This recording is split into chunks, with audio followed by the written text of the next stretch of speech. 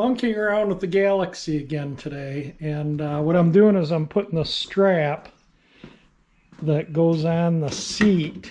I had to unbolt the seat from the undercarriage, and then I just punched a hole in the strap. The screw is in. I had to lift the seat obviously to get on where that screw goes, but that will screw right there and hide the part that holds the two seat halves in the car. So that's my goal today, is just to get that done.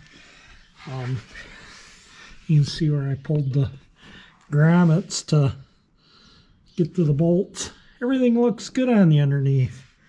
No fluid leaks. The transmission doesn't seem to be dripping out of that sump gasket anymore, but the radiator, I have a feeling I'm going to have to pull that out and have it soldered. But I haven't buffed any of the rest of the paint yet. I just haven't had time. And this coming Friday the 5th is the M-53 Van Dyke cruise in Centerline and Warren. And I plan on taking the Galaxie and doing a lap or two, maybe swinging to Haney's for a few minutes. And, you know, I'm not going to make an all-day event of it, but I am going to go. There's car shows there and stuff. I'm not going to enter any of the car shows. Like I say, I'm just totally not into car shows. I enjoy the cruises, come and go as you wish, move around, talk to people. That's what I like to do. So that's what I'm probably going to be doing there. All right, let me get this thing. Oh, and I think I put a new antenna on, and that little clip, I'll put that little clip in here too. So anyway, let me get this screw in. If the camera shows any of that, that is in there pretty nicely now. All right, I can get my block out and bolt the seat back in, and that little project there is done. I put the new antenna on it. The old antenna I'll show you.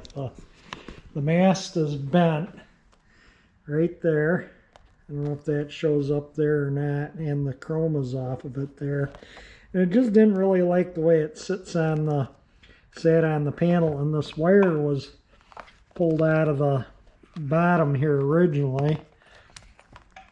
And I did put it back in, but it just didn't receive well in the car, the antenna. And I adjusted the trimmer and everything, and it still didn't receive well. It came with a new one of these, so I put a new one of those in, and everything's all good now. So hopefully it won't.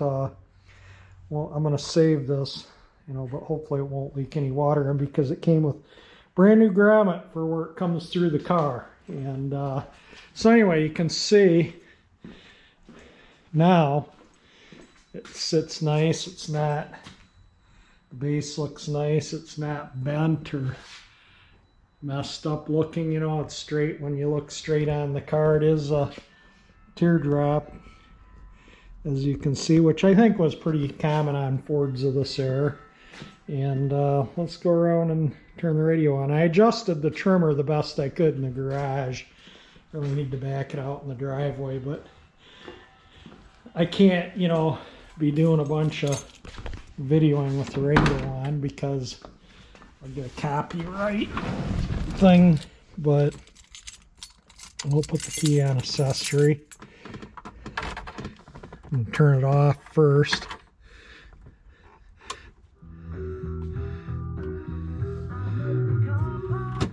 We didn't stay in Tulsa. We moved to Topeka.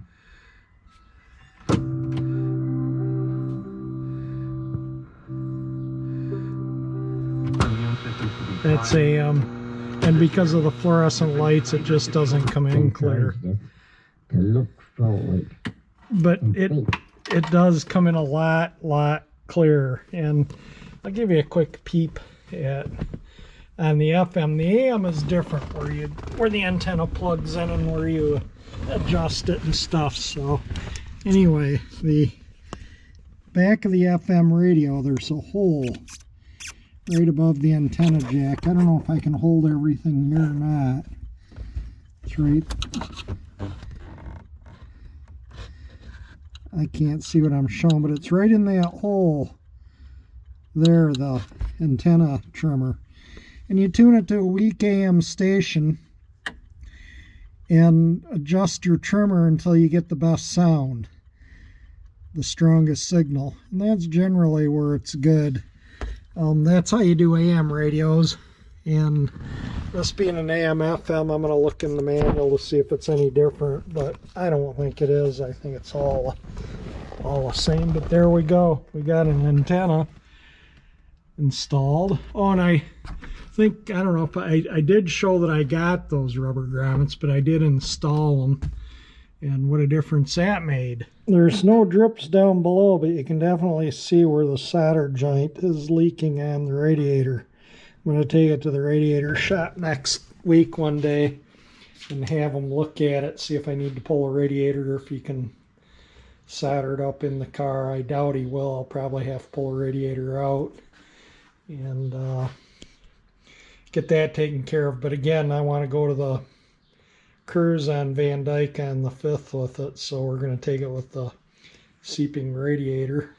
I've been working on this other mower deck too. There will be videos on that, separate video on that. Working on the other Cooper Cyclomo.